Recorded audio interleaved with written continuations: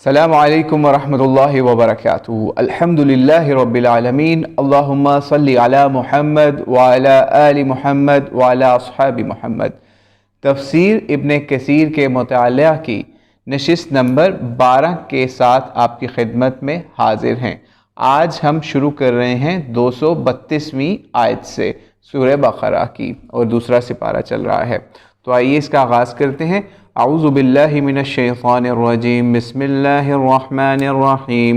وَإِذَا طَلَّقْتُمُ النِّسَاءَ فَبَلَغْنَ أَجَلَهُنَّ فَلَا تَعْضُلُوهُنَّ أَن يَنكِحْنَ أَزْوَاجَهُنَّ إِذَا تَرَاضَوْا بَيْنَهُم بِالْمَعْرُوفِ ذَلِكَ يُوعَظُ بِهِ مَنْ كَانَ مِنكُمْ يُؤْمِنُ بِاللَّهِ وَالْيَوْمِ الْآخِرِ ذَلِكُمْ أَزْكَى لَكُمْ وَأَطْهَرُ وَاللَّهُ يَعْلَمُ وَأَنْتُمْ لَا تَعْلَمُونَ۔ ترجمہ: اور جب تم اپنی عورتوں کو طلاق دو اور وہ اپنی عدت پوری کر لیں تو انہیں ان کے خاوندوں سے نکاح کرنے سے نہ روکو جب کہ وہ آپس میں دستور کے مطابق رضامند ہو۔ یہ نصیحت انہیں کی جاتی ہے جنہیں تم میں سے اللہ تعالیٰ پر اور قیامت کے دن پر یقین و ایمان ہے۔ اس میں تمہاری بہترین ستھرائی اور پاکیزگی ہے۔ اللہ تعالیٰ جانتا ہے اور تم نہیں جانتے۔ اچھا، 232ویں آیت کی تفسیر سٹارٹ کرتے ہیں۔ عورت ولی کی اجازت کے بغیر نکاح نہیں کر سکتی، یہ ہیڈنگ یہاں پر باندھی جا رہی ہے۔ اس آیت میں عورتوں کے ولی وارثوں کی ممانعت ہو رہی ہے کہ جب کسی عورت کو طلاق ہو جائے اور عدت بھی گزر جائے، پھر میاں بیوی رضامندی سے نکاح کرنا چاہیں تو وہ انہیں نہ روکیں۔ اس آیت میں دلیل ہے اس امر کی بھی کہ عورت خود اپنا نکاح نہیں کر سکتی اور نکاح بغیر ولی کے نہیں ہو سکتا۔ چنانچہ ابن جریر اور ترمذی اس آیت کی تفسیر میں یہ حدیث وارد کی ہے کہ عورت کا نکاح نہیں کر سکتی اور عورت خود اپنا نکاح آپ نہیں کر سکتی اور نکاح بغیر ولی کے نہیں ہو سکتا۔ گو اس مسئلے چنانچہ ابن جریر اور ترمذی نے اس آیت کی تفسیر میں یہ حدیث وارد کی ہے کہ عورت کا نکاح نہیں کر سکتی، نہ عورت اپنا نکاح کر سکتی ہے۔ وہ عورتیں زناکار ہیں جو اپنا نکاح آپ کر لیں۔ اس کے اوپر ابن ماجہ کی روایت پیش کی جا رہی ہے، لیکن یہ روایت ضعیف ہے۔ دوسری حدیث میں نکاح بغیر راہ یافتہ ولی کے اور 2 عادل گواہوں کے نہیں، یہ اس کے اوپر بھی طبرانی کی روایت دی جا رہی ہے، لیکن طبرانی، لیکن یہ بھی روایت سند کے اعتبار سے ضعیف ہے۔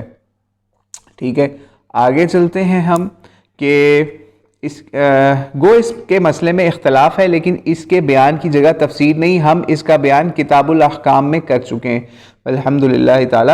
یہ آیت حضرت معقل بن یسار رضی اللہ تعالیٰ عنہ اور ان کی ہمشیرہ کے بارے میں نازل ہوئی ہے۔ صحیح بخاری میں ہے کہ اس آیت کی تفسیر کے بیان میں ہے کہ حضرت معقل رضی اللہ تعالیٰ عنہ فرماتے ہیں، میری بہن کا مانگا میرے پاس آتا تھا، میں نے نکاح کر دیا، اس نے کچھ دنوں بعد طلاق دے دی، پھر عدت گزرنے کے بعد نکاح کی درخواست کی، میں نے انکار کیا، اس پر یہ آیت اتری، جسے سن کر حضرت معقل نے باوجود یہ کہ قسم کھا رکھی تھی کہ میں تیرے نکاح میں نہ دوں گا، نکاح پر آمادہ ہو گئے اور کہنے لگے میں نے اللہ کا فرمان سنا اور میں نے مان لیا، اور اپنے بہنوئی کو بلا کر ان کا دوبارہ نکاح کرا دیا۔ یہ ہے صحیح بخاری کی کتاب النکاح میں۔ اور اپنی قسم کا انہوں نے کفارہ ادا کیا۔ ان کا نام جمل بن یسار تھا، ان کے خاوند کا نام ابو البداح تھا، بعض نے ان کا نام فاطمہ بنت یسار بتایا ہے۔ صدی رحمہ اللہ فرماتے ہیں یہ آیت حضرت جابر بن عبداللہ اور ان کے چچا کی بیٹی کے بارے میں نازل ہوئی، لیکن پہلی بات ہی زیادہ صحیح ہے۔ پھر فرمایا واضح و نصیحت کے لیے ہے کہ جنہیں شریعت پر ایمان کا ڈر اور اللہ کا ڈر ہو، قیامت کا خوف ہو، انہیں چاہیے اپنی ولایت میں جو عورتیں ہوں انہیں ایسی حالت میں نکاح سے نہ روکیں، شریعت کا اتباع کر کے ایسی عورتوں کو ان کے خاوندوں کے نکاح میں دے دینا، اپنی حمیت اور غیرت کو جو خلاف شرع ہو شریعت کے ماتحت کر دینا ہی تمہارے لیے بہتری اور پاکیزگی کا باعث ہے۔ ان مصلحتوں کا علم جناب باری تعالیٰ کو ہی ہے، تمہیں اس کا کوئی علم نہیں، یہ علم حقیقت میں اللہ رب العزت کو ہی ہے۔ اچھا، اگلی آیت ہے 234 نمبر آیت، کافی لمبی آیت ہے، والوالدات سے شروع ہو رہی ہے اور ختم ہو رہی ہے ان اللہ بما تعملون بصیر کے اوپر۔ اس کا ترجمہ کرتے ہیں، مائیں اپنی اولادوں کو 2 سال کامل دودھ پلائیں، جن کا ارادہ دودھ پلانے کی مدت بالکل پوری کرنے کا ہو، جن کے بچے ہیں ان کے ذمہ ان کا روٹی کپڑا ہے جو مطابق دستور ہو۔ ہر شخص اتنی ہی تکلیف دیا جاتا ہے جتنی اس کی طاقت ہے۔ ماں کو اس کے بچے کی وجہ سے یا باپ کو اس کی اولاد کی وجہ سے کوئی ضرر نہ پہنچایا جائے۔ وارث پر بھی اسی جیسی ذمہ داری ہے۔ پس اگر دونوں یعنی ماں باپ اپنی رضامندی اور باہمی مشورے سے دودھ چھڑانا چاہیں تو دونوں پر کچھ گناہ نہیں، اور اگر تمہارا ارادہ اپنی اولاد کو دودھ پلا لینے کا ہو تو بھی تم پر کچھ گناہ نہیں، جبکہ تم دستور کے مطابق جو ان کو دینا ہو ان کے حوالے کر دو۔ اللہ تعالیٰ سے ڈرتے رہو، جانتے رہو کہ اللہ تعالیٰ تمہارے اعمال کو دیکھ بھال رہا ہے۔ ٹھیک ہے، 233 آیت نمبر کا ترجمہ یہاں ختم ہوا۔ اب تفسیر کرتے ہیں، اس کی ہیڈنگ باندھی ہے یہاں پر بچے کو دودھ پلانے کی مدت کا بیان۔ یہاں اللہ تعالیٰ اور بچوں والی عورتوں کو ارشاد فرماتا ہے کہ دودھ پلانے کی مدت پورے 2 سال ہے۔ 2 سال کے بعد دودھ پلانے کا کوئی اعتبار نہیں، اس کے بعد دودھ پلانا ثابت نہیں ہوتا، نہ حرمت ہوتی ہے۔ اکثر ائمہ کرام کا یہی مذہب ہے۔ رضاعت کے احکام، ترمذی میں باب ہے کہ رضاعت جو حرمت ثابت کرتی ہے وہ وہی ہے جو 2 سال پہلے کی ہے۔ پھر حدیث لائے ہیں کہ رسول اللہ صلی اللہ علیہ وسلم فرماتے ہیں وہی رضاعت حرام کرتی ہے جو آنتوں کو پر کر دے اور دودھ چھوٹنے سے پہلے ہو۔ یہ حدیث حسن صحیح ہے۔ اکثر اہل علم صحابہ کا بھی عمل اسی پر ہے۔ 2 سال سے پہلے کی رضاعت تو معتبر ہے، اس کے بعد رضاعت معتبر نہیں۔ اس حدیث کے راوی شرط صحیحین پر ہیں۔ ٹھیک ہے، اب ہم آگے چلتے ہیں۔ ابن عباس بھی فرماتے ہیں کہ اس کے بعد کوئی چیز نہیں۔ حضرت ابراہیم کی عمر اس وقت، ایک منٹ معذرت، ذرا ایک لائن مس ہوگی، یہی لفظ اچھا حدیث میں ہے فی صدی کا لفظ، جو لفظ ہے اس کے معنی بھی محل رضاعت کے یعنی 2 سال کے ہیں۔ یہی لفظ حضور علیہ السلام نے اس وقت بھی فرمائے تھے جب آپ کے صاحبزادے حضرت ابراہیم علیہ السلام کا انتقال ہوا تھا۔ وہ دودھ پلانے کی مدت میں انتقال کر گئے اور انہیں دودھ پلانے والی جنت میں مقرر ہے۔ یہ روایت ہے صحیح بخاری کی۔ حضرت ابراہیم کی عمر اس وقت 1 سال اور 10 ماہ تھی۔ دارقطنی میں ایک حدیث 2 سال کی مدت کے بعد کی رضاعت کے معتبر نہ ہونے کی ہے۔ ابن عباس بھی فرماتے ہیں کہ اس کے بعد کوئی چیز نہیں۔ ابو داؤد طیالسی کی روایت میں ہے کہ دودھ چھوٹ جانے کے بعد رضاعت نہیں اور بلوغت کے بعد یتیمی کا حکم نہیں۔ یہ بھی یہاں پر طبرانی کی روایت حسن درجے کے ساتھ بیان ہو رہی ہے۔ امام ابو حنیفہ 2.5 سال کی مدت بتاتے ہیں، اور گو کہ ایک روایت میں امام مالک سے 2 سال 2 ماہ بھی مروی ہے، ایک روایت میں 2 سال 3 ماہ بھی مروی ہے۔ ظفر کہتے ہیں کہ جب تک دودھ نہیں چھوٹتا تو 3 سال کی مدت ہے۔ اوزائی سے بھی یہی روایت ہے۔ امام اوزائی سے ایک روایت یہ بھی ہے کہ اگر کسی بچے کا 2 سال سے پہلے دودھ چھڑا لیا جائے پھر اس کے بعد کسی عورت کا دودھ پیے تو بھی اور حرمت ثابت نہ ہوگی، اس لیے کہ اب قائم مقام خوراک کے ہو گیا۔ امام اوزائی سے ایک روایت یہ بھی ہے کہ حضرت عمر حضرت علی سے مروی ہے کہ دودھ چھڑا لینے کے بعد رضاعت نہیں۔ اس قول کے دونوں مطلب ہو سکتے ہیں، یا تو یہ کہ 2 سال کے بعد، یا یہ کہ جب بھی اس سے پہلے دودھ چھوٹ گیا۔ اس کے بعد جیسے امام مالک کا فرمان ہے، واللہ عالم۔ ہاں، صحیح بخاری صحیح مسلم میں حضرت عائشہ سے مروی ہے کہ وہ اس کے بعد کی بلکہ بڑے آدمی کی رضاعت کو حرمت میں مؤثر جانتی ہیں۔ یہاں پر صحیح ریفرنس دیا جا رہا ہے صحیح مسلم کا، ٹھیک ہے۔ عطا اور لیث رحمہ اللہ کا بھی یہی قول ہے۔ حضرت عائشہ جس شخص کا آنا جانا کہیں ضروری جانتی وہاں حکم دیتی وہ عورتیں اسے اپنا دودھ پلائیں، اور اس حدیث سے دلیل پکڑتی تھی کہ حضرت سالم کو جو حضرت ابو حذیفہ کے مولا تھے، حضور علیہ السلام نے حکم دیا تھا کہ وہ ان کی بیوی صاحبہ کا دودھ پی لیں، حالانکہ وہ بڑی عمر کے تھے۔ اس کی وجہ سے پھر وہ برابر آتے جاتے رہتے تھے، لیکن حضور علیہ السلام کی دوسری ازواج مطہرات اس کا انکار کرتی تھیں اور کہتی تھیں یہ واقعہ خاص انہی کے لیے تھا، ہر شخص کے لیے یہ حکم نہیں تھا۔ صحیح مسلم کی کتاب الرضاع سے یہ یہاں پر اس کا دیا جا رہا ہے. یعنی مذہب جمہور کا ہے کہ یعنی چاروں اماموں، ساتوں فقیہوں، کل بڑے صحابہ اور تمام امہات المومنین کا سوا حضرت عائشہ کے ان کی دلیل وہ حدیث ہے جو بخاری میں آپ نے فرمایا دیکھ لیا کرو کہ تمہارے بھائی کون ہے. رضاعت اس وقت ہے جب وہ بھوک مٹا سکتا ہو. باقی رضاعت کا پورا مسئلہ وہ امہاتکم اللاتی ارضعنکم کے انڈر تفسیر میں آئے گا انشاءاللہ. یہاں پہ ریفرنس دیا جائے سورہ نساء کی آیت کا. ٹھیک ہے. اجرت رضاعت کا بیان پیچھے آیت کے اندر بھی اجرت رضاعت یعنی پھر فرمان ہے کہ بچوں کی ماں کا نان نفقہ بچوں کے والد پر ہے. اپنے اپنے شہروں کی عادت اور دستور کے مطابق ادا کریں، نہ تو اس میں زیادتی ہو نہ ہی کمی. حسب طاقت اور درمیانی خرچ دیا کریں. ٹھیک ہے. اچھا جی. حضرت سمرہ والی مرفوع حدیث سے بھی یہی واضح ہوتا ہے، جس میں یہ ہے کہ جو شخص اپنے کسی محرم رشتہ دار کا مالک ہو تو وہ آزاد ہو جائے گا. یہ بھی یاد رہے کہ 2 سال کے بعد دودھ پلانا عموماً بچے کو نقصان دیتا ہے، یا تو جسمانی یا دماغی.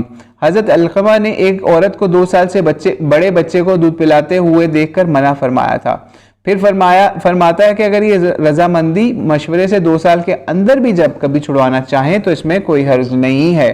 ہاں، ایک کی چاہت کے بغیر دوسرے کی رضامندی ناکافی ہوگی. یہ بچے کی بچاؤ کی اور اس کی نگرانی کی ترکیب ہے. ٹھیک ہے. اور آگے ہے کہ عورتیں بچے کو دودھ پلایا کریں تو تم ان کی اجرت بھی ادا کر دیا کرو. آپس میں عمدگی کے ساتھ معاملہ رکھو، اور یہ بات ہے کہ تنگی کے وقت کسی اور سے دودھ پلوا لو. چنانچہ یہاں بھی فرمایا اگر والدہ اور والد متفق ہوں کسی عذر کی بنیاد پر تو کسی اور سے بھی دودھ شروع کرائیں. پہلے کی اجرت کامل طور پر والد والدہ کو دے دے تو بھی دونوں پر کوئی گناہ نہیں. اب دوسری کسی داعیہ سے یہ اجرت چکا کر دودھ پلوا دیں تو لوگوں اللہ سے ہر امر میں ڈرتے رہو. جان رکھو اللہ تمہارے اقوال کو خوبی جانتا ہے. اب آیت نمبر 234 کے اوپر ہم جا رہے ہیں. والذین یتوفون سے شروع ہو رہی ہے اور ختم ہو رہی ہے واللہ بما تعملون خبیر. تم میں سے جو لوگ، ترجمہ کر رہے ہیں، تم میں سے جو لوگ فوت ہو جائیں اور بیویاں چھوڑ جائیں وہ عورتیں اپنے تئیں 4 مہینے اور 10 دن عدت میں رکھیں. جب مدت ختم کریں اب پھر جو اچھائی اپنے لیے وہ کریں، اس پر تم پر کوئی گناہ نہیں. اللہ تمہارے ہر عمل سے خبردار ہے. اس آیت میں حکم ہو رہا ہے کہ عورتیں اپنے خاوند کے انتقال کے بعد 4 ماہ اور 10 دن عدت گزاریں، خواہ ان سے مجامعت ہوئی ہو یا نہ ہوئی ہو. اس بات پر اجماع ہے. دلیل اس کی ایک تو یہ آیت کا عموم، دوسرے یہ حدیث جو مسند احمد اور سنن میں ہے جسے ترمذی صحیح کہتے ہیں. حضرت ابن مسعود سے سوال ہوتا ہے کہ ایک شخص نے ایک عورت سے نکاح کیا، اس سے مجامعت نہیں کی، نامہر مقرر ہوا، اس کا انتقال ہو گیا. فرمائیے اس کی نسبت کیا فتویٰ ہے؟ جب کئی مرتبہ وہ آئے گئے تو آپ نے فرمایا میں اپنی رائے سے فتویٰ دیتا ہوں، اگر ٹھیک ہو تو اللہ کی طرف سے جانو اور اگر خطا ہو تو میری اور شیطان کی طرف سے سمجھو. اللہ اور رسول اس سے بری ہیں.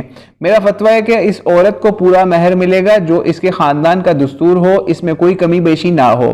اس عورت کو پوری عدت گزارنی چاہیے، اسے ورثہ بھی ملے گا. اور یہ سن کر حضرت معقل بن یسار نے کھڑے ہوئے اور فرمانے لگے برو بنت واشق کے بارے میں رسول اللہ السلام نے یہی فیصلہ کیا تھا. ابن مسعود یہ سن کر بہت خوش ہوئے.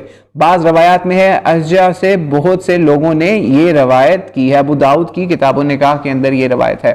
ہاں، جو عورت اپنے خاوند کی وفات کے وقت حمل سے ہو اس کے لیے یہ عدت نہیں، اس کی وجہ حمل ہے.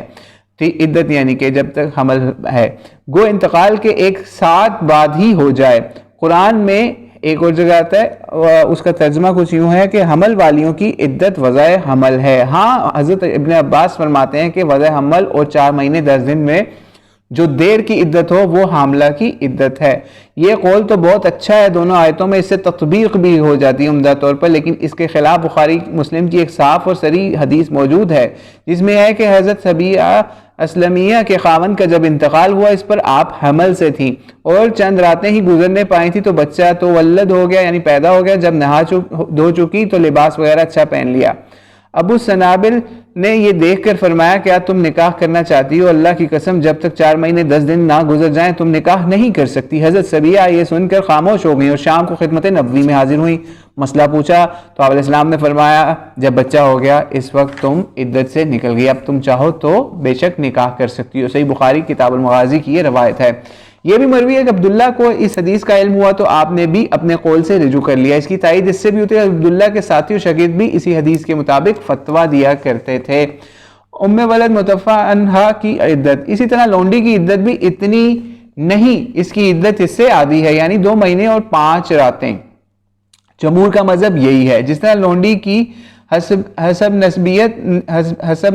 نسبت آزاد عورت کے عادی ہے, حد بنسبت آزاد عورت کے عادی ہے, اسی طرح عدت بھی. محمد بن سیرین اور بعض علماء ظاہر یہ لونڈی کی اور آزاد کی عدت میں برابری کے بھی قائل ہیں.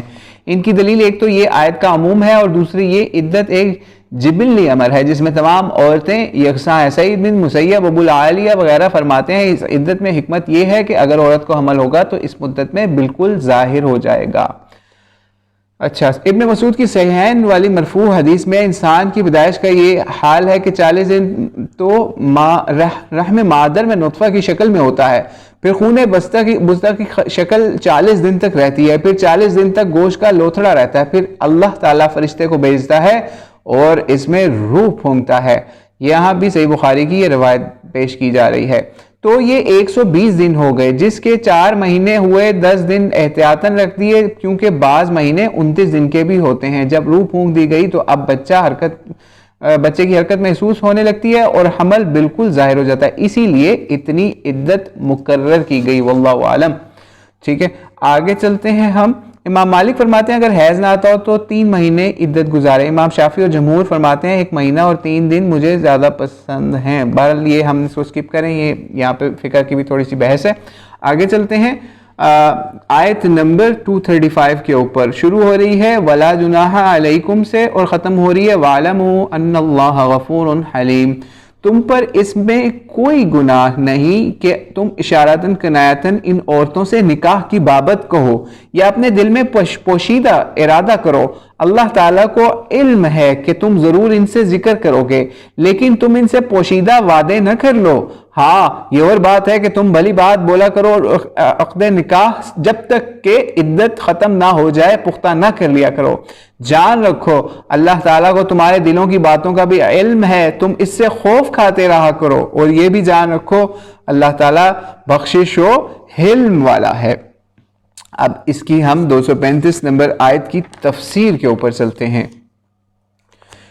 پیغام نکاح کا مسنون طریقہ, مطلب یہ ہے کہ صراحت کے بغیر نکاح کی چاہت کا اظہار کسی اچھے طریقے پر عدت کے اندر کرنے میں گناہ نہیں. مثلا یوں کہنا کہ میں نکاح کرنا چاہتا ہوں, صحیح بخاری کی روایت کا ریفرنس دیا جا رہا ہے, میں ایسی عورتوں کو پسند کرتا ہوں, میں چاہتا ہوں کہ اللہ میرا جوڑا بھی ملا دے, انشاءاللہ میں تیرے سوا دوسری عورت سے نکاح کا ارادہ نہیں کروں گا, میں کسی نیک دیندار عورت سے نکاح کرنا چاہتا ہوں. اسی طرح اس عورت سے جسے طلاق بائن مل چکی ہو عدت کے اندر ایسے مبہم الفاظ کہنا بھی جائز ہیں, جیسے کہ نبی علیہ السلام نے فاطمہ بنت قیس سے فرمایا تھا, جبکہ اس کے خاندان ابو عمر نے انہیں آخری تیسری طلاق دے دی تھی کہ جب تم عدت ختم کر لو تو مجھے خبر کر دینا. عدت کا زمانہ حضرت ام مکتوم کے ہاں گزارو. جب حضرت فاطمہ نے عدت ہونے کے بعد حضرت فاطمہ رضی اللہ عنہا نے عدت ختم ہونے کے بعد حضور علیہ السلام کو اطلاع دی تو آپ نے حضرت اسامہ بن زید سے جن کا مانگا تھا اس سے نکاح کرا دیا. رجی ہونے کے بعد رجی طلاق کی عدت کے زمانے میں بجوز اس کے خاوند کے کسی کو یہ حق نہیں کہ وہ اشارتاً یا کنایتاً بھی اپنی رغبت کا اظہار کرے. واللہ عالم. علماء کا اجماع ہے کہ عدت کے اندر نکاح صحیح نہیں, اگر کسی نے کر لیا اور دخول بھی ہو گیا تو ان میں جدائی کرا دی جائے گی. اب آیا یہ کہ عورت اس پر ہمیشہ کے لیے حرام ہوگی یا پھر عدت گزار لینے کے بعد نکاح کر سکتا ہے, اس میں اختلاف ہے. جمہور تو کہتے ہیں کر سکتا ہے, لیکن امام مالک کہتے ہیں وہ ہمیشہ کے لیے حرام ہوگی. ان کی دلیل یہ ہے کہ حضرت عمر کے زمانے میں حضرت عمر فرماتے ہیں جس عورت کا نکاح عدت کے اندر ہو جائے اگر اس کا خاوند اس سے نہیں ملا تو ان دونوں میں جدائی کرا دی جائے گی, اور جب اس کو پہلے خاوند کی عدت گزر جانے جائے تو یہ شخص منجملہ اور لوگوں کی طرح نکاح کا پیغام دے سکتا ہے. اگر دونوں میں ملاپ بھی ہو گیا ہو, جب بھی جدائی کرا دی جائے پہلے خاوند کی عدت گزار کر پھر اس دوسرے خاوند کی عدت گزارے گی, اور پھر یہ شخص اس سے ہرگز نکاح نہیں کر سکتا. بڑی سخت یہاں پہ بتائی جا رہی, موتا کی روایت بھی یہاں پہ کوٹ کی جا رہی ہے جو ہم نے ابھی پڑھ کے سنائی. اس فیصلے کا ماخذ یہ معلوم ہوتا ہے جب اس شخص نے جلدی کر کے اللہ کے مقرر کردہ وقت کا لحاظ نہ کیا تو اس سے اس کے خلاف سزا دی گئی. وہ عورت اس پر ہمیشہ کے لیے حرام کر دی گئی جیسے کہ قاتل اپنے مقتول کے ورثے سے بھی محروم کر دیا جاتا ہے. امام شافعی نے امام مالک سے بھی یہ اثر روایت کیا ہے. امام بیہقی رحمہ اللہ فرماتے ہیں پہلا قول تو امام صاحب کا یہی تھا لیکن جدید قول آپ کا یہ ہے کہ اس سے نکاح بھی کرنا حلال ہے کیونکہ حضرت علی کا یہی فتویٰ. حضرت عمر والا یہ اثر سندن منقطع ہے بلکہ مسروق فرماتے ہیں کہ حضرت عمر نے اس سے رجوع کر لیا اور فرمایا ہے کہ مہر ادا کر دے اور عدت کے بعد یہ دونوں آپس میں اگر چاہیں تو نکاح کر سکتے ہیں. یہاں پہ روایت دیا جا رہا ہے الارواح کا. ٹھیک ہے. اچھا, دخول سے قبل طلاق اور مہر کے مسائل 236 نمبر آیت اب ہم اس میں دیکھنے جا رہے ہیں. لا جناح علیکم سے شروع ہو رہی ہے اور ختم ہو رہی ہے حقا علی المحسنین کے اوپر. ترجمہ, اگر تم عورتوں کو بغیر ہاتھ لگائے اور بغیر مہر کیے طلاق دے دو تو تم پر کوئی گناہ نہیں. ہاں, انہیں کچھ نہ کچھ فائدہ دے دیا کرو, آسانی والا اپنے انداز سے اور تنگی والا اپنی طاقت کے مطابق دستور کے مطابق اچھا فائدہ دے. بھلائی کرنے والوں پر یہ لازم ہے حقا علی المحسنین. اچھا جی, آیت کی تفسیر پڑھتے ہیں. عقد نکاح کے بعد دخول سے پہلے بھی طلاق دینا مباح ہو رہا ہے. مفسرین نے فرمایا کہ یہاں مراد مس سے نکاح ہے. دخول سے پہلے طلاق دے دینا جبکہ مہر کا ابھی تقرر نہیں ہوا اور طلاق دے دینا بھی جائز ہے. گو اس میں عورت کی بے حد دل شکنی ہے, اس لیے حکم ہوا کہ وہ اپنے مقدور بھر اس صورت میں مرد کو عورت کے ساتھ سلوک کرنا چاہیے. حضرت ابن عباس فرماتے ہیں اس کا اعلیٰ حصہ خادم ہے اور اس سے کم چاندی ہے, اس سے کم کپڑا ہے. یہ روایت ہے الارواح کی لیکن یہ بھی ضعیف سند ہے اس کی بھی. شرح فرماتے ہیں اچھا, یعنی اگر مالدار ہے تو غلام وغیرہ دے, مفلس ہے تو کم سے کم 3 کپڑے دے.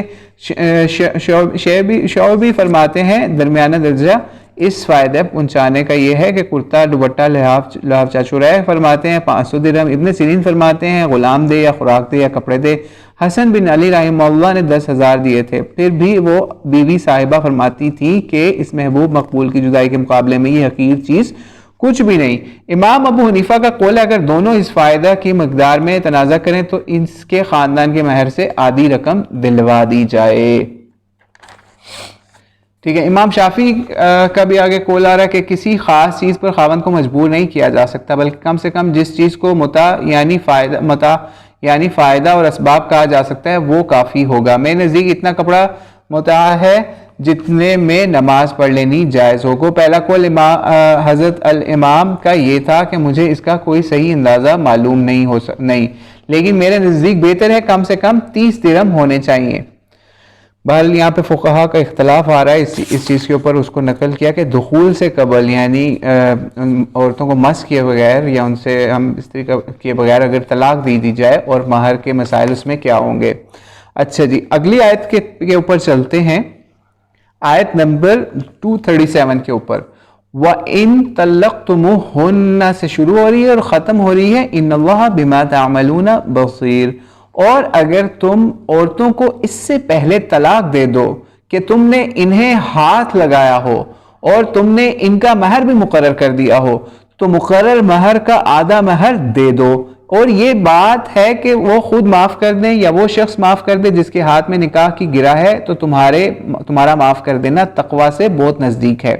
آپس کی فضیلت اور بزرگی کو فراموش نہ کرو, یقیناً اللہ تعالیٰ تمہارے اعمال کو دیکھ رہا ہے. 237 نمبر آیت یہاں ختم ہوئی, اس کی ہم ابھی تفسیر کرتے ہیں لیکن آپ یہ دیکھیے کہ 235 آیت دیکھ لیں, 236 دیکھ لیں, 237 دیکھ لیں.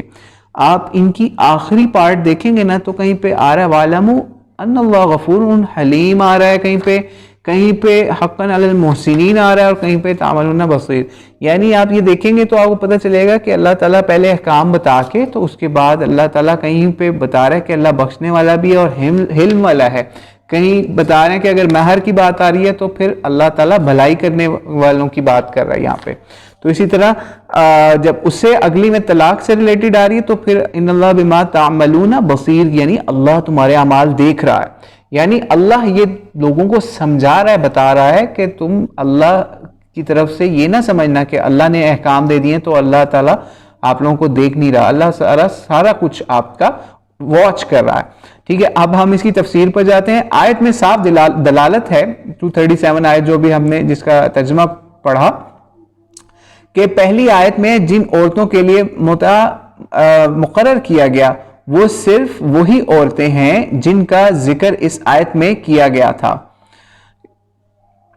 اچھا، کیونکہ اس آیت میں یہ بیان ہوا ہے کہ دخول سے پہلے جب کہ طلاق دے دی گئی ہو اور مہر مقرر ہو چکا تھا تو آدھا دینا پڑے گا. اگر یہاں بھی اس کے سوا کوئی اور متع واجب ہوتا تو وہ ضرور ذکر کر دیا جاتا،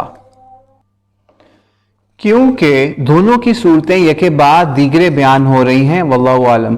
اس صورت میں جو یہاں بیان ہو رہا ہے کہ آدھے مہر پر علماء کا اجماع ہے، لیکن 3 کے نزدیک پورا مہر اس وقت واجب ہوتا ہے جبکہ خلوت ہو گئی، یعنی میاں بیوی تنہائی کی حالت میں کسی مکان میں جمع ہو گئے، گو بستری نہ ہوئی ہو. امام شافعی کا قول بھی پہلا قول یہی ہے اور خلفائے راشدین کا فیصلہ بھی یہی ہے، لیکن امام شافعی کی روایت سے کہ ابن عباس سے مروی ہے کہ صورت میں بھی صرف نصف مہر مقرر دینا پڑے گا. لیکن امام شافعی کی روایت ہے کہ جو حضرت ابن عباس سے مروی ہے اس صورت میں بھی صرف نصف مہر مقرر دینا پڑے گا. امام شافعی رحمہ اللہ فرماتے ہیں میں بھی یہی کہتا ہوں اور ظاہر ہے اللہ کی کتاب کے بھی یہی الفاظ بھی یہی کہتے ہیں. امام بیہقی کہتے ہیں کہ اس روایت کے ایک راوی لیث بن سلیم اگرچہ سند پکڑ جانے کے قابل نہیں، لیکن ابن ابی طلحہ سے ابن عباس کی روایت مروی ہے جس سے معلوم ہوتا ہے کہ آپ کا فرمان یہی ہے. اور بھی بہت سے مفسرین سے یہی مروی ہے کہ امام شافعی کا قول جدید قول بھی یہی ہے. امام ابو حنیفہ وغیرہ کا بھی یہی مذہب ہے کہ اس کے لیے حقیقتاً نکاح کو باقی رکھنا، توڑ دینا وغیرہ یہ خاوند کے ہی اختیار میں ہے. جس طرح ولی کو اس کی طرف سے جس کا ولی ہے اس کے مال کا دے دینا جائز نہیں، اسی طرح اس کے مہر کا معاف کر دینے کا بھی اختیار نہیں. دوسرا قول اس بارے میں کہ اس سے مراد عورت کے بھائی باپ وہ لوگ ہیں جن کی اجازت کے بغیر عورت نکاح نہیں کر سکتی. اچھا، ابراہیم نخعی، اکرمہ، محمد بن سیرین سے بھی یہی مروی ہے. ان دونوں بزرگوں کا قول یہ ہے کہ امام مالک، امام شافعی، ان کا قول بھی قدیم یہی ہے. اچھا، آگے چلتے ہیں. حضرت اکرمہ فرماتے ہیں کہ اللہ نے معاف کر دینے کی رخصت عورت کو دی، اگر وہ بخیلی اور تنگی دلی کرے تو اس کا ولی بھی معاف کر سکتا ہے، گو وہ عورت سمجھدار ہو. حضرت شریح بھی یہی فرماتے ہیں. ٹھیک ہے، اب آگے چلتے ہیں اگلی آیت کے اوپر. اگلی آیت ہے یہاں پر 238 238 نمبر آیت. حافظوا علی الصلوات سے شروع ہو رہی ہے اور ختم ہو رہی ہے ما لم تکونوا تعلمون کے اوپر. نمازوں، اس کا ترجمہ ہے نمازوں کی حفاظت کرو، بالخصوص درمیان والی نماز کی، اور اللہ کے لیے با ادب کھڑے رہا کرو. 238 نمبر ختم ہو رہی ہے. آگے 239 نمبر آیت کا ترجمہ ہے اگر تمہیں خوف ہو تو پیدل ہی صحیح یا سوار ہی صحیح، ہاں جب امن ہو جائے تو اللہ کا ذکر کرو، اس نے تمہیں وہ تعلیم دی جو تم نہیں جانتے تھے، ما لم تکونوا تعلمون. اچھا جی، آیت نمبر 238 اور 39 کا تفسیر کرتے ہیں. نمازوں کی حفاظت اور صلاۃ وسطیٰ کی مکمل تفصیل. اس آیت میں اللہ تعالیٰ کا حکم ہو رہا ہے کہ نمازوں کے وقت کی حفاظت کرو، اس کی حدود کی نگرانی کرو اور اول وقت ادا کرتے رہو. رسول اللہ اسلام سے حضرت عبداللہ بن مسعود سوال کرتے ہیں کہ کون سا عمل افضل ہے؟ آپ نے فرمایا نماز کو وقت پر پڑھنا. پوچھا پھر کون سا؟ اللہ کی راہ میں جہاد کرنا. پھر پوچھا کون سا؟ فرمایا ماں باپ سے بھلائی کرنا. حضرت عبداللہ فرماتے ہیں اگر میں کچھ اور بھی پوچھتا تو آپ علیہ السلام جواب دیتے. بخاری مسلم کی روایت ہے. حضرت ام فروہ جو بیعت کرنے والی عورتوں میں سے ہے فرماتی ہیں رسول اللہ اسلام سے میں نے سنا آپ کا اعمال کا ذکر فرماتے تھے، اس میں آپ نے فرمایا سب سے پسندیدہ عمل اللہ کے نزدیک نماز کو اول وقت میں جلدی کرنا ہے. امام ترمذی اس حدیث کے ایک راوی عمری کو غیر قوی بتاتے ہیں. صلاۃ وسطیٰ کی مزید تاکید ہو رہی ہے. سلف و خلف کا اس میں اختلاف ہے کہ صلاۃ وسطیٰ کس نماز کا نام ہے. حضرت علی، ابن عباس وغیرہ کا قول ہے کہ اس سے مراد صبح کی نماز ہے. امام شافعی بھی یہی فرماتے ہیں کہ ان کے نزدیک صبح کی نماز میں ہی قنوت ہے. بعض کہتے ہیں اس سے مراد نماز مغرب ہے. اس سے پہلے بھی اور بعد بھی 4 رکعت والی نمازیں ہیں اور سفر میں دونوں قصر کی جاتی ہیں لیکن مغرب پوری ہی رہتی ہے. یہ وجہ بھی ہو سکتی ہے اس کے بعد 2 نمازیں رات کی یعنی عشاء اور فجر وہ ہیں یعنی جن میں اونچی آواز سے قرات پڑی جاتی ہے. ایک مرتبہ چند لوگ حضرت زید بن ثابت کی مجلس میں بیٹھے ہوئے تھے. وہاں یہی مسئلہ چھڑا. لوگوں نے ایک آدمی بھیج کے حضرت اسامہ سے دریافت کیا کہ آپ نے فرمایا یہ ظہر کی نماز ہے جسے حضور علیہ السلام اول وقت میں پڑھا کرتے تھے. 43 کی کیا یہاں ریفرنس کیا جا رہا ہے. اور زید بن ثابت فرماتے ہیں اس سے زیادہ بھاری نماز صحابہ پر اور کوئی نہ تھی اس لیے یہ آیت نازل ہوئی اور اس سے پہلے بھی 2 نمازیں ہیں اور اس کے بعد بھی. ٹھیک ہے, آگے ہم چلتے ہیں. بعض کہتے ہیں کہ اس سے مراد عصر کی نماز ہے یعنی صلاۃ الوسطی سے مراد. اکثر علماء صحابہ وغیرہ کا یہی قول ہے اور جمہور تابعین کا بھی یہی قول ہے. اکثر اہل عصر کا بلکہ جمہور لوگوں کا بھی. حافظ ابو محمد عبد المؤمن نے بھی اس بارے میں ایک مستقل رسالہ تصنیف فرمایا جس کا نام تھا کشف الغطاء فی تبیین صلاۃ الوسطی. اس میں بھی ان کا فیصلہ یہی ہے کہ صلاۃ وسطی عصر کی نماز ہے. حضرت عمر, علی ابن مسعود, ابو ایوب اور دیگر عائشہ کا بھی فرمان یہی ہے. ان حضرات سے مروی ہے اور بھی بہت سے تابعین سے منقول یہی ہے. آگے چلتے ہیں. حضرت علی فرماتے ہیں کہ ہم اس سے مراد صبح کی یا عصر کی نماز لیتے تھے یہاں تک کہ جنگ احزاب میں نے حضور علیہ السلام سے سنا اس میں قبروں کو بھی آگ سے بھروانا وارد ہوا. مسند احمد میں ہے کہ حضور علیہ السلام نے اس آیت کی تلاوت کی اور فرمایا یہ عصر کی نماز ہے یعنی مسند احمد کا یہاں ریفرنس دیا جا رہا ہے. ٹھیک ہے, تو بہرحال اس کے بارے میں اختلاف ہے. کسی نے اس کو عصر کہا ہے, کسی نے اس کو ظہر بھی کہا ہے, کسی نے اس کو فجر بھی کہا ہے کہ اس میں فجر میں قنوت بھی پڑھی جاتی تھی. تو بہرحال زیادہ جو ہے اس کے اوپر فوکس ہے کہ یہ عصر کی نماز ہے. اس میں کافی زیادہ روایات یہاں پر آ رہی ہیں اور ہم بہرحال آگے چلتے ہیں. ایک شخص نے راوی حدیث حضرت شقیق رحمہ اللہ سے کہا پھر کیا یہ نماز عصر کی نماز ہی ہے؟ فرمایا میں تو سنا چکا. کس طرح آیت اتری اور کس طرح منسوخ ہوئی؟ ٹھیک ہے, بہرحال یہاں پہ ایک یہ بھی آ رہی ہے کہ اور لوگوں کا بھی فرمان یہ تھا کہ عصر ہی ہے صلاۃ الوسطی سے بارے میں. اچھا, حضرت ابن مسعود والی روایت جو مسند ابی یعلا میں ہے اس میں ہے حضور علیہ السلام کے جواب نہ دینے سے مجھے خوف ہوا کہ شاید اچھا اس کو اسکپ کرتے ہیں کیونکہ یہاں پہ کچھ روایت ایسی ضعیف ہیں, اگر اس کو ہم پڑھتے ہیں تو اس میں بھی کافی لگ جائے گا. صلاۃ خوف کا بیان. صلاۃ خوف ابھی ہم نے پیچھے آیت نمبر پڑھی ہے 235. ٹھیک ہے, 239 239 اور 238. اب ہم 238 کے بعد ابھی ہم نے آیت نمبر 240 کے اوپر جانا ہے. اس سے پہلے ایک نظر مار لی جائے کہ کوئی امپورٹنٹ پارٹ تو نہیں یہاں پہ مس ہو رہا. ٹھیک ہے, اچھا صلاۃ خوف ایک اور یہاں پہ بات آ رہی ہے جس صلاۃ خوف کا بھی اس میں ذکر تھا. صلاۃ خوف کا بیان ہیڈنگ باندھی جا رہی ہے کہ صلاۃ خوف 1 رکعت پڑھنی بھی آئی ہے. حضرت ابن عباس فرماتے ہیں کہ اللہ تعالیٰ نے تمہارے نبی کی زبانی حضر کی حالت میں 4 رکعت فرض کی ہیں اور سفر کی حالت میں 2 اور خوف کی حالت میں 1. مسلم کی روایت یہاں پہ بیان کی جا رہی ہے. امام احمد فرماتے ہیں یہ اس وقت کی بات ہے جب بہت زیادہ خوف ہو. جابر بن عبداللہ اور بہت سے دوسرے بزرگ صلاۃ خوف 1 رکعت بتاتے ہیں. امام بخاری میں باب باندھا ہے کہ فتوحات قلعہ کے موقع پر اور دشمن کی مدبیر سے موقع پر نماز ادا کرنا. صحیح بخاری کی روایت بیان کے باب کا بتایا جا رہا ہے. اوزائی فرماتے ہیں اگر فتح قریب آ گئی اور نماز پڑھنے پر قدرت نہ ہو تو ہر شخص اپنے طور پر اشارے سے نماز پڑھ لے. اگر اتنا بھی وقت نہ ملے تو تاخیر کریں یہاں تک کہ لڑائی ختم ہو اور چین نصیب ہو تو 2 رکعتیں ادا کر لے, ورنہ 1 رکعت کافی ہے. لیکن صرف تکبیر کہہ لینا کافی نہیں بلکہ تاخیر کر دیں یہاں تک کہ امن ملے. اچھا, اب ہم چلتے ہیں آیت نمبر 240 اور 241 کے 241 اور 242 کے اوپر. یہ تینوں آیات یہاں پہ اکٹھی بیان ہو رہی ہیں اور اس کی تفسیر یہ تینوں کی اکٹھی کریں گے.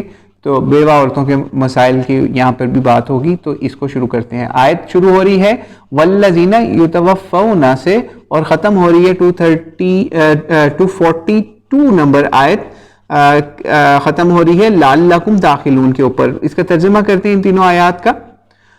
اچھا، جو لوگ تم میں سے فوت ہو جائیں اور بیویوں کو چھوڑ جائیں، وہ وصیت کر جائیں کہ ان کی بیویاں سال بھر فائدہ اٹھائیں، انہیں کوئی نہ نکالے، پس وہ اگر خود نکل جائیں تو تم پر اس میں کوئی گناہ نہیں، اور جو اپنے لیے اچھائی سے کریں، اور اللہ تعالی غالب اور حکیم ہے۔ آگے 241 آیت ہے، طلاق والیوں کو اچھی طرح فائدہ دینا پرہیزگاروں پر لازم ہے۔ 242 آگے شروع ہو رہی ہے، اللہ تعالیٰ اس طرح اپنی آیتیں تم پر ظاہر فرما رہا ہے تاکہ تم سمجھو۔ 240 سے 242 آیات تک بیوہ عورتوں کے مسائل بھی بیان ہو رہی ہیں کہ اکثر مفسرین کا قول ہے یہ آیت اس سے پہلے کی آیت ہے، یعنی 4 مہینے 10 دن والی عدت والی آیت سے منسوخ ہو چکی ہے یہ آیت۔ صحیح بخاری میں کہ ابن زبیر نے حضرت عثمان سے کہا جب یہ آیت منسوخ ہو چکی ہے تو پھر اسے آپ قرآن میں کیوں لکھوا رہے ہیں؟ آپ نے فرمایا بھتیجے جس طرح اگلے قرآن میں یہ موجود ہے یہاں بھی موجود رہے گی، کوئی ہیر پھیر نہیں ہوگا۔ بخاری کی روایت یہاں پہ آ رہی ہے۔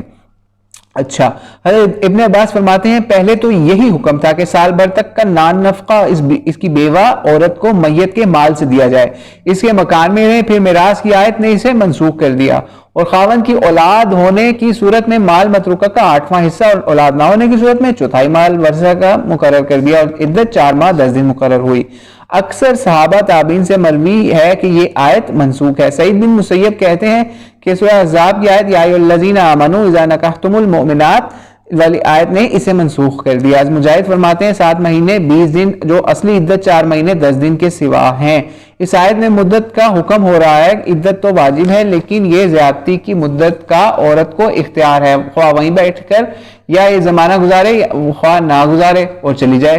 میراث کی آیت نے رہنے سہنے کے مکان کو بھی منسوخ کر دیا اور وہ جہاں چاہے عدت گزارے، مکان کا خرچہ خاوند کے ذمہ نہیں۔ صحیح بخاری کتاب التفسیر کی یہاں پر بیان ہو رہی ہے، ٹھیک ہے۔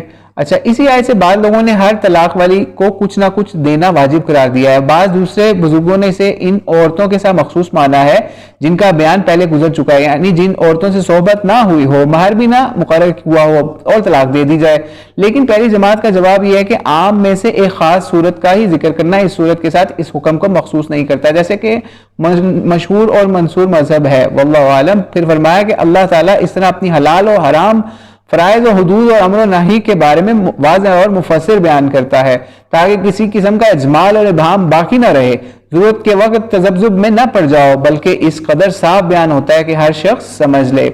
آگے 243 سے 245 نمبر آیات جو ہیں وہ آ رہی ہیں، شروع ہو رہی ہے الم تر الی الذین سے اور ختم ہو رہی ہے 245 نمبر آیت وَإِلَيْهِ تُرْجَعُونَ۔ ترجمہ کرتے ہیں ان تینوں آیات کا۔ کیا تم نے انہیں نہیں دیکھا جو ہزاروں کی تعداد میں تھے اور موت کے ڈر کے مارے اپنے گھروں سے نکل کھڑے ہوئے تھے؟ اللہ تعالیٰ نے انہیں فرمایا مر جاؤ، پھر انہیں زندہ کر دیا۔ وَقَالَ لَهُمُ اللَّهُ مُوتُوا ثُمَّ أَحْيَاهُمْ، پھر انہیں زندہ کر دیا، اور اللہ تعالیٰ لوگوں پر بڑے فضل والا ہے لیکن اکثر لوگ ناشکرے ہیں۔ 243 آیت یہاں ختم ہوئی، 244 شروع ہو رہی ہے، اللہ کی راہ میں جہاد کرتے رہو اور جان لو اللہ تعالیٰ سنتا جانتا ہے۔ 245 آیت شروع ہو رہی ہے، ایسا بھی کوئی ہے جو اللہ تعالیٰ کو اچھا قرض دے، اللہ تعالیٰ بہت بڑا چڑھا کر عطا فرمائے، اللہ ہی تنگی اور کشادگی کرتا ہے اور تم سب اس کی طرف لوٹائے جاؤ گے۔ اچھا جی، 243 245 آیت کی ہم یہاں پہ تفسیر شروع کرتے ہیں۔ زندگی اور موت اللہ کے ہاتھ میں ہے، تفسیر کی ہیڈنگ باندھی جا رہی ہے، وبا والی جگہ میں مت جاؤ اور وہاں سے نہ نکلو۔ ابن عباس فرماتے ہیں یہ لوگ 4000 تھے، ایک اور روایت میں 8000 تھے، بعض کہتے ہیں 9000 تھے، بعض کہتے ہیں 40000 بتائے جاتے ہیں، بعض کہتے ہیں 30000 سے اوپر تھے۔ یہ لوگ زیردان یا زروروان نامی بستی کے تھے جو واسط کی طرف ہے، بعض کہتے ہیں کہ اسی طرح کی بستی کا نام ازرعات تھا۔ یہ لوگ طاعون کے مارے اپنے شہر کو چھوڑ کے بھاگے تھے، ایک بستی میں جب پہنچے وہیں اللہ کے حکم سے سب مر گئے، ٹھیک ہے، یہاں جیسے اوپر آیا نا فقال لهم الله موتوا ثم احياهم۔ اچھا، تو یہ سب مر گئے، ٹھیک ہے، جب یہ سب مر گئے اتفاق سے ایک نبی کا وہاں گزر ہوا، ان کی دعا سے اللہ نے انہیں پھر زندہ کر دیا۔ بعض کہتے ہیں ایک چٹیل صاف ہوا تار کھلے فضا میدان میں ٹھہرے تھے اور 2 فرشتوں کی چیخ سے ہلاک کر دیے گئے۔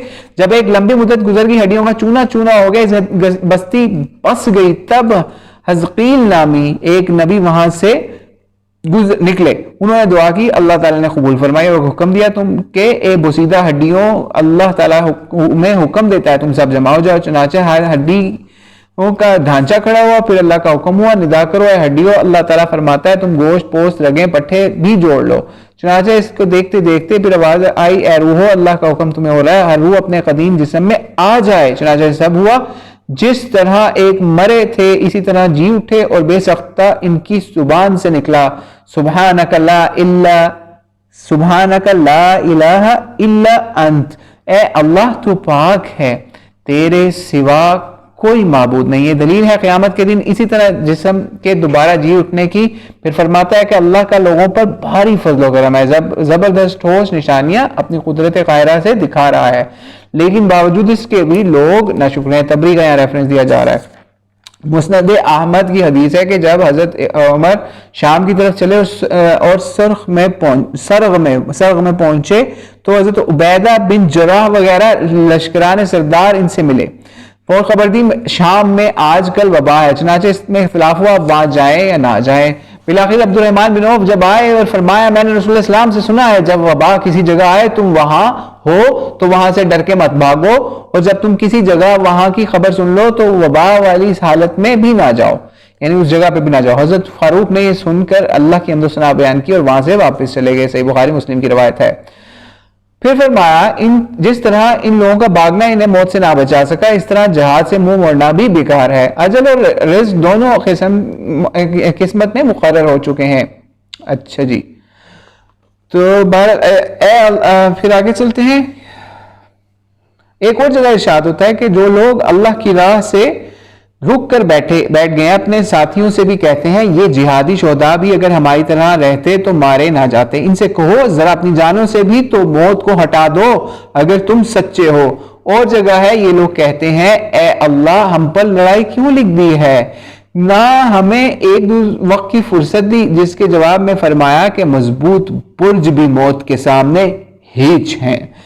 پھر پروردگار عالم اپنے بندوں کو اپنی راہ میں خرچ کرنے کی بھی ترغیب دے رہا ہے جو جگہ بے جگہ دی جاتی ہے۔ حدیث نزول میں بھی ہے کہ کون ہے جو اللہ کو قرض دے جو مفلس نہ ہو نہ ظالم ہو، صحیح مسلم کی روایت ہے۔ لیکن اس آیت میں جو آ رہا تھا وہ یہ آ رہا تھا من ذا الذی یقرض اللہ قرضا حسنا، ٹھیک ہے۔ تو بہرحال اللہ یہاں پر بھی ان کو کہہ رہا ہے، اور اس پہ اور آیات بھی جو قرآن میں ہے اس کا بھی ریفرنس یہاں پہ دیا جا رہا ہے، لائک جیسے سورہ بقرہ کی ایک اور آیت کا ریفرنس دیا جا رہا ہے کہ مثل الذین ينفقون اموالهم فی سبیل اللہ کمثل حبہ، سورہ بقرہ کی آیت ہے، یعنی اللہ کی راہ میں خرچ کرنے کی مثال اس دانے کی طرح ہے جس کی 7 بالیں نکلیں اور ہر بالی میں 7 دانے ہوں، جسے اللہ چاہے اس سے بھی زیادہ دیتا ہے۔ اس آیت کی تفسیر بھی ان قریب آئے گی آگے سورہ بقرہ کی، جب ہم اس آیت کی تفسیر پر پہنچیں گے۔ حضرت ابو ہریرہ سے ابو عثمان نہدی پوچھتے ہیں میں نے سنا ہے کہ آپ فرماتے ہیں ایک ایک نیکی کا بدلہ 1,00,000 نیکیوں کا ملتا ہے۔ آپ نے فرمایا اس میں تعجب کیا ہے؟ میں نے نبی علیہ السلام سے پوچھا ایک نیکی کا بدلہ 2,00,000 کے برابر ملتا ہے، لیکن بہرحال یہ حدیث یا روایت غریب ہے مسند احمد کی، ٹھیک ہے۔ آگے ہم چلتے ہیں 240، یہ ابھی ہم نے آیت 245 تک پڑھ لی جی، اب ہم چل رہے ہیں 246 نمبر آیت کے اوپر۔ الم تر الی الملاء سے شروع ہو رہی ہے اور ختم ہو رہی ہے واللہ علیم بالظالمین۔ ترجمہ کرتے ہیں کیا تم نے موسیٰ کے بعد والی بنی اسرائیل کی جماعت کو نہیں دیکھا جب انہوں نے اپنے پیغمبر سے کہا کہ کسی کو ہمارا بادشاہ بنا دیجئے تاکہ ہم اللہ کی راہ میں جہاد کریں۔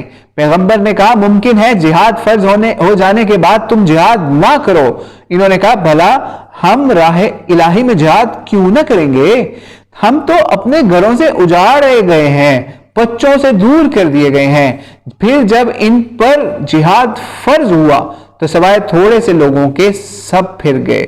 فلما کتب علیہم القتال، جب ان پہ جہاد فرض ہوا تو سوائے کہ تھوڑے لوگوں کے سب پھر گئے، اللہ تعالیٰ ظالموں کو خوب جانتا ہے۔ اب ہم اس آیت کی 246 نمبر آیت کی جو ہے تفسیر کے اوپر جا رہے ہیں۔ احسان فراموشی پر قوم پر احسان فراموش قوم پر اللہ کا ایک اور احسان۔ جس نبی کا یہاں ذکر ہے ان کا نام حضرت قتادہ نے یوشع بن نون بن افرائیم بن یوسف بن یعقوب بتایا ہے، لیکن یہ قول کچھ ٹھیک معلوم نہیں ہوتا۔ یہ واقعہ حضرت موسیٰ کے بہت بعد کا ہے، حضرت داؤد کے دور کا ہے، جیسے کہ صراحتاً منقول ہے۔ حضرت داؤد علیہ السلام اور حضرت موسیٰ کے درمیان 1000 سال سے زیادہ کا فاصلہ ہے۔ صدی کا قول ہے کہ پیغمبر شمون ہے، یہاں پہ طبری کا ریفرنس دیا جا رہا ہے۔ بہرحال آگے چلتے ہیں۔ مجاہد کہتے ہیں شموئیل بن یایالی بن القمہ بن کافی لمبا نام ہے۔ بہرحال انہوں نے کہا کہ بن ابراہیم خلیل اللہ ہیں۔ قصہ یہ کہ حضرت موسیٰ، اچھا جی آگے چلتے ہیں۔ حضرت موسیٰ کے بعد کچھ زمانہ تک تو بنی اسرائیل راہ حق پر رہے، پھر شرک و بدعت میں پڑ گئے، تاہم ان پر پہ در پہ نبی مبعوث ہوتے رہے، یہاں تک کہ بنی اسرائیل کی بے باکیاں بے حد حد سے گزر گئیں۔ اب اللہ تعالیٰ نے ان کے دشمنوں کو ان پر غالب کر دیا، خوب مار کھائی انہوں نے، اجڑے لٹے پٹے۔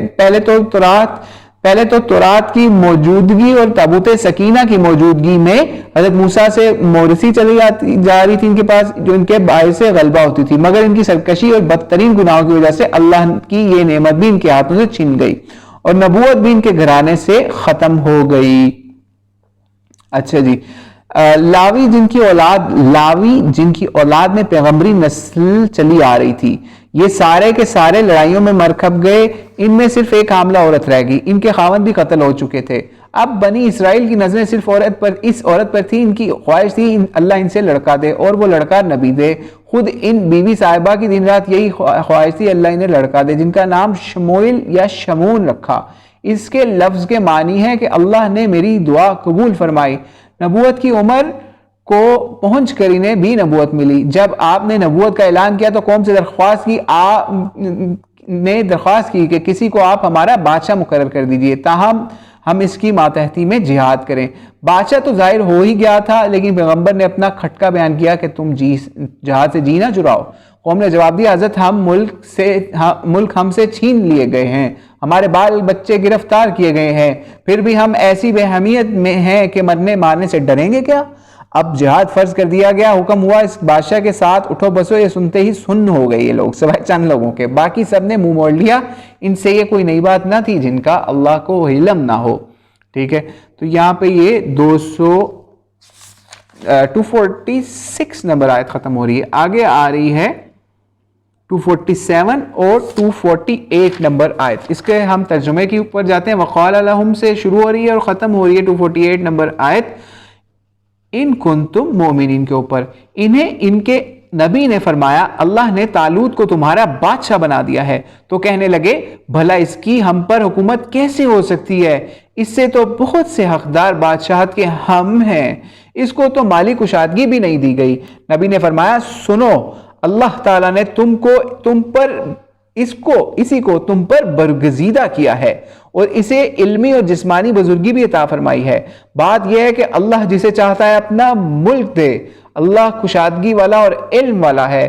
ان کے نبی نے انہیں پھر کہا ان کی بادشاہت کی ظاہری نشانی یہ ہے کہ تمہارے پاس وہ صندوق آ جائے گا جس میں تمہارے رب کی طرف سے دل جمی ہے اور آل موسیٰ اور آل ہارون کا بقیہ ترکہ ہے، فرشتے اسے اٹھا کر لائیں گے، یقیناً یہ تمہارے لیے کھلی دلیل۔ مطلب ہے کہ جب بادشاہ بنا دینے کی خواہش انہوں نے اپنے پیغمبر سے کی تو پیغمبر نے بحکم الہی حضرت طالوت کو پیش کیا، جو شاہی خاندان سے نہ تھے بلکہ ایک لشکری تھے۔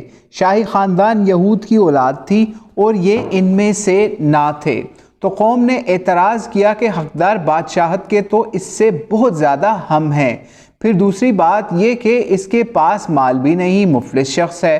بعض کہتے ہیں کہ یہ سکے پانی پلانے والے تھے، کسی نے کہا یہ داغ رنگائی کرنے والے تھے۔ پس پہلی سرکشی تو اعتراض کی صورت میں احکام نبوی کے سامنے ان سے یہ ہوئی کہ پیغمبر نے انہیں جواب دیا کہ یہ تعین میری رائے سے نہیں، کہ میں دوبارہ غور کر سکوں۔ یہ تو حکم الہی ہے جس کی بجا آوری ضروری ہے۔ پھر ظاہراً ابھی وہ تم میں بڑے عالم اور قوی، طاقتور، شکیل و جمیل، شجاع اور بہادر اور لڑائی کے فنون سے بھرپور واقف کار ہیں۔ یہاں سے یہ بھی ثابت ہوا کہ بادشاہ شکیل، قوی، طاقتور، بڑے دل و دماغ والا ہونا چاہیے۔ پھر فرمایا اصلی حقیقی حاکم اللہ تعالیٰ ہی ہے، ملک کا مالک فی الواقع وہی ہے، یعنی مالک الملک وہی ہے۔ ٹھیک ہے، آگے چلتے ہیں۔ تابوت سکینہ اور اس کی تفصیل۔ نبی شمون یا شموئیل فرما رہے ہیں کہ طالوت کی بادشاہت کی پہلی برکت کی علامت یہ ہے کہ کھویا ہوا تابوت سکینہ تمہیں پھر مل جائے، جس میں وقار و عزت، دل جمی اور جلالت، رفعت اور رحمت ہے، جس میں اللہ کی نشانیاں جنہیں تم بخوبی جانتے ہو۔ بعض کا قول ہے کہ سکینہ ایک سونے کا تشت تھا جس میں انبیاء کرام کے دل دھوئے جاتے تھے، جو حضرت موسیٰ علیہ السلام کو ملا تھا، جس میں آپ نے تورات کی تختیاں رکھی تھیں۔ کسی نے کہا اس کا منہ بھی تھا جیسے انسان کا منہ ہوتا ہے، اور روح بھی تھی، ہوا بھی تھی، 2 سر تھے، 2 پر تھے اور دم بھی تھی۔ وہب کہتے ہیں مردہ بلی کا سر تھا۔ جب وہ تابوت میں بولتا تو انہیں نصرت کا یقین ہو جاتا اور لڑائی میں فتح ہو جاتی۔ یہ قول بھی ہے کہ یہ ایک روح تھی اللہ کی طرف سے۔ جب کبھی بنی اسرائیل میں کوئی اختلاف پڑتا یا کسی بات کی اطلاع نہ ہوتی تو وہ کہہ دیا کرتی تھی۔ حضرت موسیٰ اور ہارون کے ورثے کے باقی حصے سے مراد لکڑی اور تورات کی تختیاں اور اون اور کچھ ان کے کپڑے اور جوتے ہیں۔ حضرت ابن عباس فرماتے ہیں فرشتے آسمان و زمین کے درمیان اس تابوت کو اٹھائے ہوئے سب لوگوں کے سامنے لائے اور حضرت طالوت بادشاہ کے سامنے رکھا۔ اس تابوت کو ان کے ہاں دیکھ کر انہیں نبی کی نبوت اور طالوت کی بادشاہت کا یقین ہو گیا۔ یہ بھی کہا گیا ہے کہ یہ گائے کے اوپر لایا گیا۔ بعض کہتے ہیں کفار نے جب یہودیوں پر غلبہ پایا تو تابوت سکینہ ان سے چھین لیا اور اریحا میں لے گئے، اپنے بڑے بت کے نیچے رکھ دیا۔ جب اللہ کو اسے واپس بنی اسرائیل تک پہنچانا تھا تب وہ کفار صبح کو جب بت خانے میں گئے تو دیکھا بت کے نیچے اور تابوت اوپر ہے۔ انہوں نے پھر بت کو اوپر کر دیا، لیکن دوسری صبح دیکھا پھر وہی معاملہ ہے۔ انہوں نے پھر بت کو اوپر کر دیا، صبح کو جب گئے تو دیکھا چھوٹی سی بستی میں جا کہ بت ایک طرف ٹوٹا پھوٹا پڑا ہے، تو یقین ہو گیا کہ قدرت کے کرشمے ہیں۔ چنانچہ انہوں نے تابوت کو یہاں سے اٹھا کر کسی اور چھوٹی سی بستی میں جا کر رکھ دیا۔ وہاں ایک وبائی بیماری پھیلی۔ آخر بنی اسرائیل کی ایک عورت نے جو وہاں قید تھی انہیں کہا اسے واپس بنی اسرائیل کو پہنچا دو، اس سے نجات ملے گی۔ ان لوگوں نے 2 گائیوں پر تابوت کو لاد کر بنی اسرائیل کے شہر کی طرف بھیج دیا۔ شہر کے قریب پہنچ کر گائیاں تو رسیاں توڑوا کر بھاگ گئیں اور تابوت وہیں رہا جسے بنی اسرائیل لے آئے۔ بعض تو کہتے ہیں 2 نوجوان اسے پہنچا گئے، واللہ عالم۔ لیکن اچھا آگے بریکٹ میں ہے جو یہاں پر بتایا جا رہا ہے، بریکٹ میں مترجم نے، لیکن الفاظ قرآن میں یہ موجود ہے کہ اسے فرشتے لائیں گے۔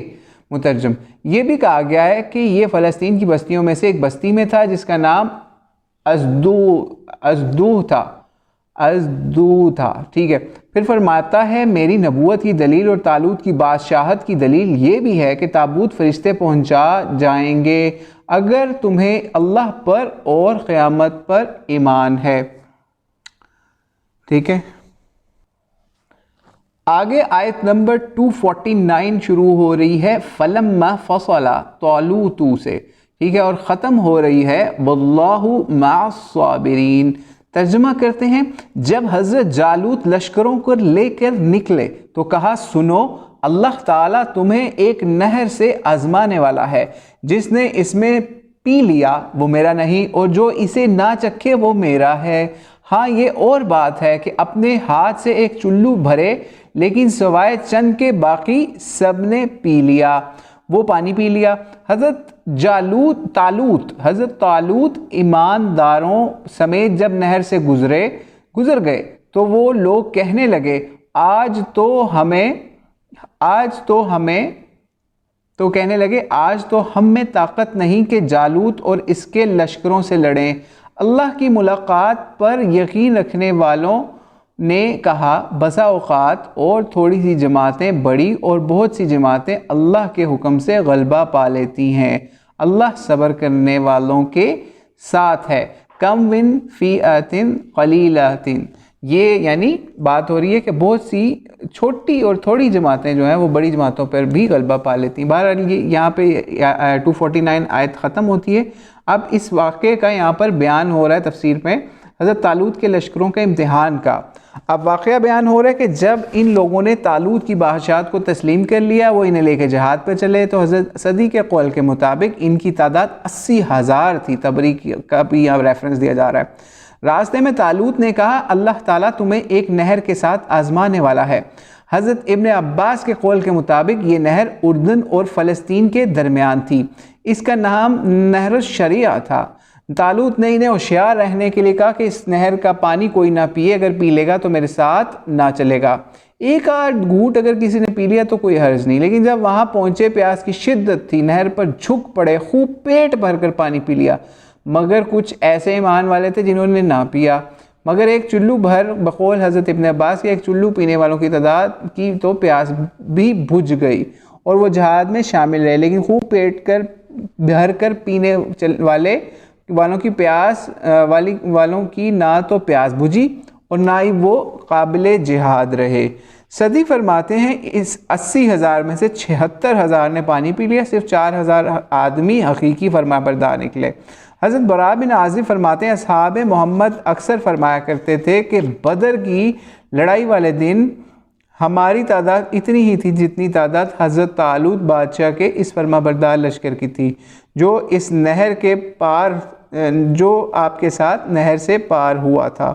صحیح بخاری کی روایت کا ریفرنس دیا جا رہا ہے، یعنی 313۔ یہاں سے پار ہوتے ہی نافرمانوں کے چھکے چھوٹ گئے اور نہایت بزدلانہ پن سے انہوں نے جہاد سے انکار کر دیا اور دشمنوں کی زیادتی نے ان کے حوصلے توڑ دیے، صاف جواب دے بیٹھے آج تو ہم جالوت کے لشکر سے لڑنے کی طاقت اپنے میں نہیں پاتے۔ گو سرفروش مجاہد علماء کرام نے انہیں ہر طرح سے ہمت بندوائی، واز کیے، قلت و کثرت فتح موقوف نہیں، صبر نیک نیتی ضرور اللہ کی مدد سے ہوتی ہے، بہت ان کو سمجھایا۔ بارہا ایسا ہوا کہ مٹھی بھر لوگوں نے بڑی بڑی جماعتوں کو نیچے دکھایا، تم صبر کرو، طبیعت میں استقلال کرو اور عزم رکھو، اللہ کے وعدوں پر نظر رکھو، اس صبر کے بدلے میں اللہ تعالی تمہارا ساتھ دے گا۔ لیکن تاہم ان کے دل جو ہے وہ سرد دل نہ گرمائے اور ان کی بزدلی دور نہ ہوئی۔ اب آگے چلتے ہیں 250 اور 252 آیت کی طرف۔ یہ آخری آیت ہے دوسرے پارے کی سورہ بقرہ کی۔ بہرحال اس کے آگے بھی آیات ہوں گی، وہ تیسرے پارے میں جائیں گی، اور یہ ہم پڑھتے ہیں یہاں سے۔ وَلَمَّا بَرَزُوا سے شروع ہو رہی ہے اور اس کی آیت جو ہے دوسری وَإِنَّكَ لَمِنَ الْمُرْسَلِينَ کے اوپر ختم ہو رہی ہے۔ ترجمہ کرتے ہیں جب ان کا جالوت اور اس کے لشکر سے مقابلہ ہوا تو انہوں نے دعا مانگی، اے پروردگار ہمیں صبر دے، ثابت قدمی دے، ربنا افرغ علینا صبرا وثبت اقدامنا وانصرنا علی القوم الکافرین والی دعا مانگی اور کہا ہماری مدد فرما۔ چنانچہ اللہ کے حکم سے انہوں نے جالوتیوں کو ہرا دیا اور حضرت داؤد کے ہاتھوں جالوت قتل ہوا۔ اللہ تعالیٰ نے داؤد کو مملکت اور حکمت اور جتنا کچھ چاہا علم بھی عطا کیا۔ اگر اللہ تعالیٰ بعض لوگوں کو بعض سے دفع نہ کرتا تو زمین میں فساد پھیل جاتا، لیکن اللہ تعالیٰ دنیا والوں پر بڑے فضل و کرم والا ہے۔ یہ ہیں اللہ کی آیتیں جنہیں ہم حقانیت کے ساتھ بخیر تجھ پر پڑھتے ہیں، بالیقین تو رسولوں میں سے ہے۔ 252 آیت یہاں پہ آخری دوسرے پارے کی ختم ہوئی۔ اب تفسیر کرتے ہیں اس کی۔ حضرت داؤد علیہ السلام کے ہاتھوں جالوت کی موت 250-252 کے اندر جس کا ذکر ہو رہا ہے، یعنی جس وقت مسلمانوں کی اس مختصر جماعت نے کفار کے ٹڈی دل لشکر دیکھے تو جناب باری میں گر گرا کر دعائیں کرنی شروع کی، اے اللہ ہمیں صبر و ثبات کا پہاڑ بنا دے، لڑائی کے وقت ہمارے قدم جما دے، منہ موڑنے اور بھاگنے سے ہمیں بچا لے، ان دشمنوں پر ہمیں غالب کر دے۔ چنانچہ ان کی یہ عاجزانہ اور مخلصانہ دعائیں قبول ہوئیں، اللہ کی مدد نازل ہوتی ہے اور یہ مٹھی بر جماعت اس بڑے ٹڈی دل لشکر کو تہس نہس کر دیتی ہیں۔ حضرت داؤد کے ہاتھوں مخالفین کا سردار جالوت مارا جاتا ہے۔ اسرائیلی روایات میں یہ بھی مروی ہے کہ حضرت طالوت نے ان سے وعدہ کیا تھا کہ اگر تم جالوت کو قتل کرو گے تو میں تمہیں اپنی بیٹی سے تمہارا نکاح میں دے دوں گا اور اپنا مال بھی آدھوں آدھ تمہیں دے دوں گا اور حکومت میں برابر شریک کر لوں گا۔ چنانچہ حضرت داؤد علیہ السلام نے پتھر کو فلاخن میں رکھ کر جالوت پر چلایا، اس سے وہ مارا گیا۔ حضرت طالوت نے اپنا وعدہ پورا کیا، بالآخر سلطنت کے مستقل سلطان آپ ہی ہو گئے اور پروردگار عالم کی طرف سے نبوت جیسی زبردست نعمت آپ کو عطا ہوئی، اور حضرت شمائیل علیہ السلام کے بعد یہ پیغمبر بھی بنے اور بادشاہ بھی۔ حکمت سے مراد نبوت ہے اور بہت سے مخصوص علم بھی ہیں جو اللہ نے چاہے اپنے نبی کو سکھائے، جس کا اس پیچھے ذکر بھی آیا ہے۔ رسول اللہ اسلام فرماتے ہیں ایک نیک بخت ایماندار کی وجہ سے اس کے آس پاس کے 100 گھرانوں سے اللہ تعالیٰ بلاؤں کو دور کرتا ہے۔ پھر راوی حدیث میں عبداللہ بن عمر سے اسی آیت کی تلاوت کرتے ہیں، ٹھیک ہے، لیکن اس حدیث کی سند ضعیف ہے۔ اچھا، اس کو پھر یہاں پہ چھوڑتے ہیں، آگے چلتے ہیں کہ پھر فرمایا اللہ کی یہ نعمت اور اس کا یہ احسان ہے کہ وہ ایک کو دوسرے سے دفع کرتا ہے اور وہی سچا حاکم ہے۔ اس کے تمام کام حکمت سے پر ہوتے ہیں وہ، اور اپنی دلیلیں اپنے بندوں پر واضح فرما رہا ہے۔ وہ تمام مخلوق پر فضل و کرم کرتا ہے، اور یہ واقعات تمام حق کی باتیں اے نبی ہماری سچی وحی سے تمہیں معلوم ہوئی ہیں، تم میرے سچے رسول ہو۔